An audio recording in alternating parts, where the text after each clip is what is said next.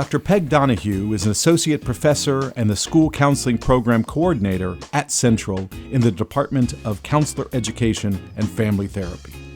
Dr. Donohue spent 16 years working as a school counselor in both Connecticut and California. Her primary research interests include aligning school counselor preparation with multiple tiered systems of support, fostering social and emotional learning, school counselor ratio, and universal screening for mental health concerns in schools.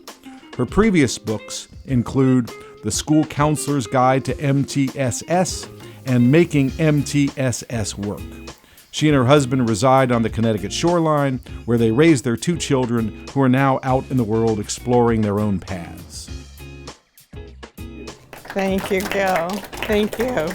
Thank you for providing this service to the Central community, and I'm very happy to be back. Thank you for coming, everybody, today. I'm very excited to have my student, Lucia Green, here. She's going to come up and talk in a few minutes about her role in this publication. So I'm really happy to be here. As a school counselor educator, our role is to really bridge research and practice. And so what we're talking about in our classrooms, the assignments we give our students, we're really thinking about how do we take all this wonderful research that people are doing in the field of school counseling and in the fields of social emotional learning and prevention work, and bringing it into our classroom discussions, our assignments, and with the hope that that's what our students take out into their work, first as fieldwork students when they're in our program, and then as they embark on their careers. So I'll tell you a little bit about the genesis. MTSS means that we're teaching our school counseling students to support all of the students by doing interventions for everybody with the purpose of preventing problems. So we're teaching kids about conflict resolution, and we're teaching kids about regulating their big emotions. We're teaching kids about how to be effective students, or addressing executive functioning for all of the kids. The idea being, if all the kids are taught the things they need, then they can be successful. Some of the kids still need some more support, so we might work with them in small groups. So that's tier 2. And that's really the focus of this book. And I really enjoyed doing group work as a school counselor. I think magical things happen when you bring kids together. They don't feel as alone with the concerns that they're having and the challenges that they're having. And it's actually often a lot of fun, too, for the students and for the school counselor and their team. So if students are still not successful, then we might work with them one-on-one, or we might be on our way to getting them diagnosed or, special education testing. But in that middle point, running groups. But it's hard. It's one of the hardest tiers to install in MTSS. And I hear that over and over again. So one of the assignments that I gave to my students from the first semester I was here in the fall of 2014 was to create a small group curriculum.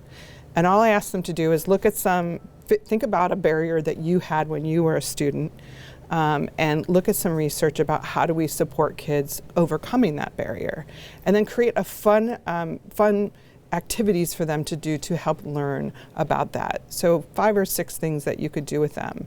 And what I asked them to do is put all of those things that they would need for that into a bin. Because I remember being a busy school counselor and getting ready to do a group, I was running around finding the stapler, the glue, the scissors, the handouts, putting everything in there, including maybe a book like this that you'd use to kind of be your stepping off point. Everything's there. And when I was a school counselor, I sometimes didn't know where I was going to meet with my students. The conference room was being used, or I had to find a classroom. But this allowed me to implement this intervention with fidelity, and my colleagues started using them. My students started making them as an assignment and then bringing them with them to their practicum or internship sites. And I've had a lot of students actually make them and leave them as a thank you gift to the individuals that they worked with. I'd been involved in some book projects, but I'd never done one by myself, and I certainly wasn't going to do this one by myself. And I'd been collecting these tier 2 kits from my students and asking them if I can show them as examples to future students. And then I reached out to 15 of my students to say, how do you feel about yours being published? And they're like, yeah. So they had to make a couple of edits, but I want to share all of their names because they all can't be here today, but this is really their work. The second half of the book is really all of their Tier 2 kits. So they were written by Brianna Soto, Curtis Darrow, who is a student of mine from my time at UConn, Erica Mastronardi-Cumpstone, Emma B. Schwartz, Gabrielle Granado, Jennifer Estrella Vanterpool, Jenna Angelo, Jackie Pierce, Katie Molinari, Ashley Motino, Karina Nguyen, Kayla Snyder, Lucia Green, Nicole Ferreira, Stephanie Barbagallo, Stephanie Williams, Varisha Raman, and Vanessa Rodriguez. It's also fun to share with you that a very good friend of mine wrote something in here, Karen Hester, and my daughter helped with the translations for the parent letters that are in Spanish. She was a Spanish minor, so my daughter Isabella is part of this project. So it was many hands to make light work. When it came time to assign a title to this thing, and I know Gil thinks I went a little overboard with it, but I thought about what goes into creating a group effectively, and it's all of the pre-planning. It's identifying the students. It's thinking about what would be fun for them, putting all the activities together, creating a pre-test and a post-test, thinking about how I'm going to monitor their progress, all those things that go into making this a positive experience. And lots of the times that I ran groups, it was around a table because they were munching on their lunch during groups, but often it was around a table. But I thought about my own experience growing up when my parents would entertain, and the thought that my mom and my dad, but mostly my mom, put into what we were going to have to eat and what the people that were coming together, some who knew each other, some who didn't, would enjoy. And often my job was to set the table. And so that metaphor really stuck with me about how do we prepare and do the hard work to make sure the groups go well. So this is what I wrote in the preface. When hosting guests for a dinner party, my mother always did things with intention. She selected a menu that she thought most guests would find interesting and satisfying. She often chose dishes that would challenge my children to try new things, but included many of their favorites as well. After moving many times, she knew how to bring together people who begin the evening as strangers, but who might find enjoying getting to know each other and form lasting friendships. Indeed, many good friendships have been started around my parents' dining table. Before guests arrived, the table was set. Plates, napkins, flatware, drinking glasses were put out, a bread bowl was filled, a water pitcher was at the ready. The scene was set with care for gathering a group of people who would enjoy food, lively conversation, and a night of fun. So planning for small group counseling requires the same level of care. We select our participants based on common areas of strengths and needs. Prior to the first group meeting, we screen our members and plan activities, and good group leaders begin with the end in mind by asking questions like this. What do I want my group members to know about themselves by the end of the group? What skills do I want my group members to acquire through this process? And how will I know my group members have learned the strategies I have focused on in the group? I also want to mention another very important person who is part of this book, and that is my colleague Jake Olson, who is a counselor educator at Cal State Long Beach. And I work with him on a lot of my scholarship, especially around Tier 2, and he was very gracious and wrote the foreword for the book. I won't read it to you, but it basically says that when he was an elementary counselor, having a book that sort of dispelled the myths about Tier 2 would have been very helpful to him. Before Lucia comes up, I want to share one other reason why this kind of went from an assignment to a resource, and that is several years ago, some of my students presented their Tier 2 kits at our state conference, the Connecticut School Counseling Association conference, and they did it as a poster session, and people came up and saw their kits and were chatting with them about it, and they were interns at that point in the program, and several counselors, like more than 10, came up and said, "Can I buy your kit?" So I was like, "Oh, this might be something that catches on." So I'm excited and feel very blessed to have this experience to write this book with Cognella. They were wonderful to work with, but in all of the publishing that I've done as a professor, this is the most satisfying, to have my students part of the process and to elevate their voices. And I'm hoping to go to their schools and make a big deal about them and run professional development with them on really kind of sending out this message that working with kids in small groups is doable, it's important, and it's impactful. So, Lucia, come up and share about your Tier 2 kit and your work Thank in you. groups. Thank you so much. Yes, thank you. All right. Hello, everybody. Like Dr. Donohue said, my name is Lucia Green. I'm currently an elementary school counselor. I work in Waterbury. The school is called Roberto Clemente International Dual Language School. The grades it serves are pre-K through 4th grade.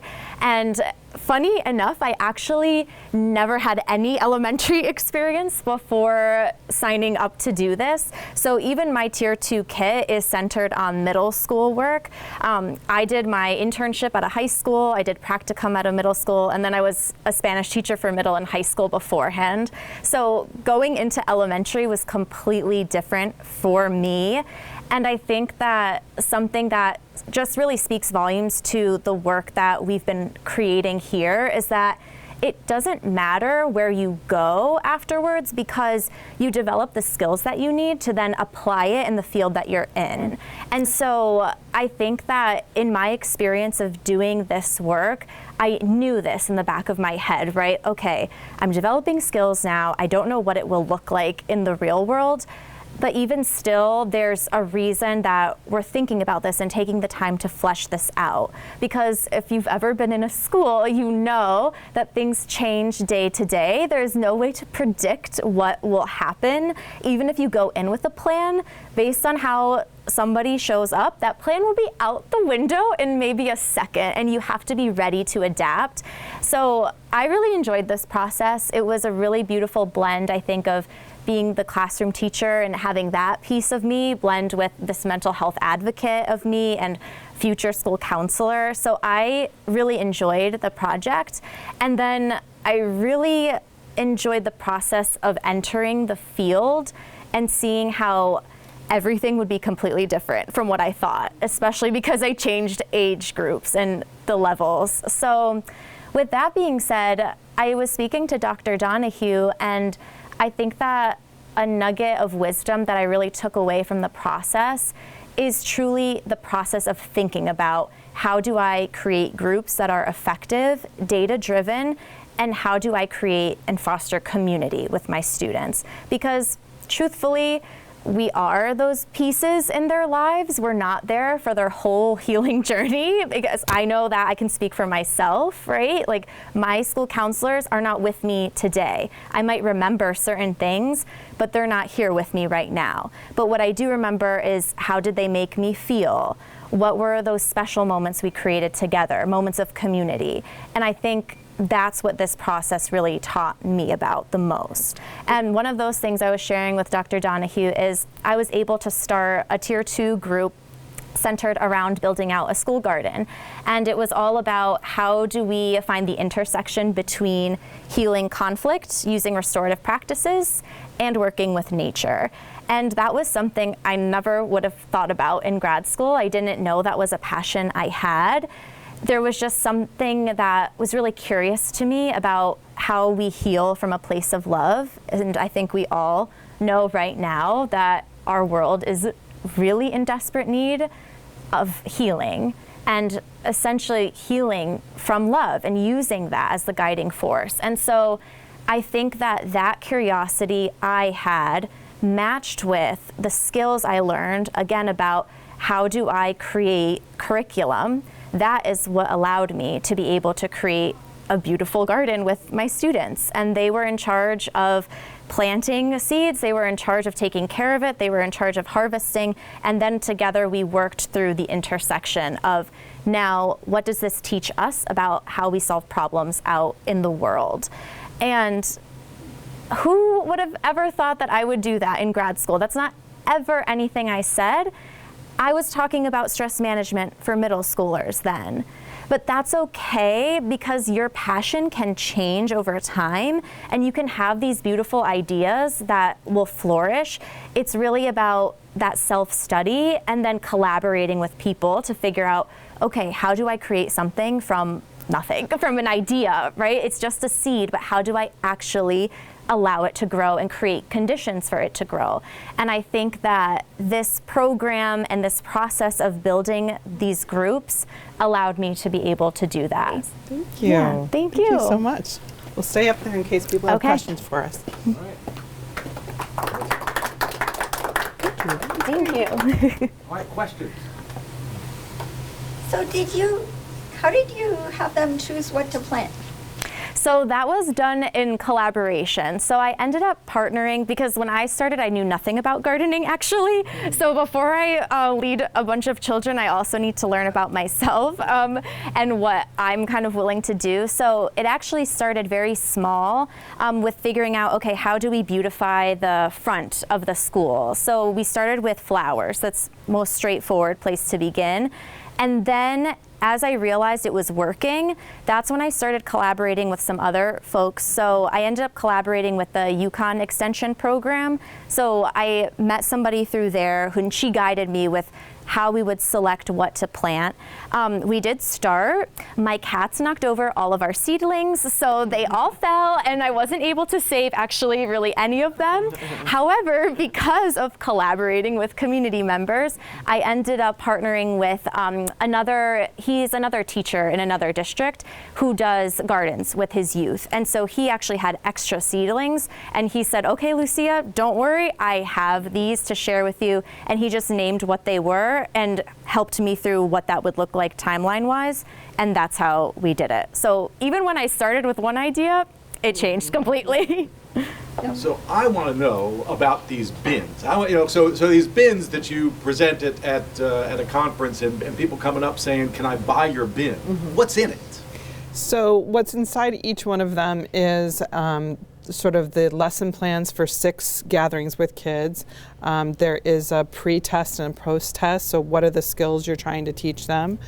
There's a letter home to parents in English and Spanish, and then all the materials you would need. So if the kids are going to work on a worksheet, or they're going to create a shared piece of art or a book you're going to read with them, everything you need is there. If you need scissors, glue, tape, so that you can just take your Tier 2 kit and go wherever there is a spot.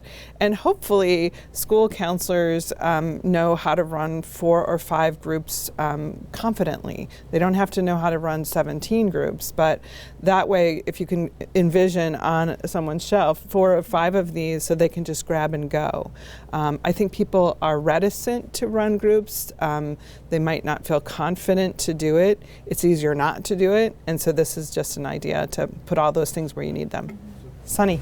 Yeah, I was wondering if you could talk to me about kind of building that framework and preparing for the unplanned. So you spoke about, kind of preparing for these ideal successes, and it sounds like you guys have kind of built like a pre-mortem, right? So instead of looking back at, what could we have done differently, but also thinking about preemptively, how can we prepare for things that we can't even foresee yet? Yeah. Yeah, sure. So I think part of it. See how well she did. Yeah. So honestly, I do think part of it is the willingness to lean into the unknown and accepting the fact that you actually can't plan. But it's about the active listening component, because you can have the education, and if you've invested in the plan, then by just being present and listening to what the need is, then it's about having the trust that you know what to do next. So it's interesting because, oddly enough, planning for the things you can't plan, I believe, is a practice of, do I trust myself, and am I actually present enough to listen to what the need is? It's being okay with releasing that it does not have to look traditional, and also just trusting that you do have the tools, because then you don't really need to rely on that. Yeah. I mean, I think one of the things that we train students in the school counseling program at CCSU is to think on their feet and to be flexible. Things change. You can have a whole plan for the day, and it can go out the window based on needs of students. So, you have to be very flexible and think on your feet. Could you provide an example or two of what might be different in a middle school kit from a cultural standpoint? Sure. So one of the ways that we can help something be culturally affirming is to make sure that there is student input in what we're creating. So let's say I'm building something for 6th graders. I would sit down with a group of 8th graders and say, this is what I'm thinking about doing, and give input. I might ask my parent group that is part of my advisory committee, what do you think about this? I would be looking in the research and seeing, okay, if my school is largely multi-language learners like Lucia's school is, what's working for those students? And then it's trial and error after that. I'm going to create something that's, I think, my best research informed, but then I'm going to assess it and see, are they learning the skills that I wanted them to learn? So I have in the book we have a whole checklist of things you can go through to make sure that the group that you're doing is culturally affirming. Thank you for the question. Is there a standard ratio of the number of counselors per student in a school, or what kind of, so, because I imagine that the need is growing, and are the numbers of counselors growing as well? And if not, how do you deal with that? Well, I think that's the beauty of groups, is that you can work with more than one student at a time, and your reach is greater. The recommended ratio of students to school counselors is 250 students per school counselor. That's happening in some districts, it's not happening in others, and some districts actually operate with fewer than that. What we know right now post-COVID is that mental health needs are high for kids, but our student population across the nation is going down. So hopefully districts are fighting to keep their positions even though the number of students are going down. We're seeing more and more people like Lucia hired in elementary schools in Connecticut. About 4 years ago, only 25% of the elementary schools in our state had an elementary counselor.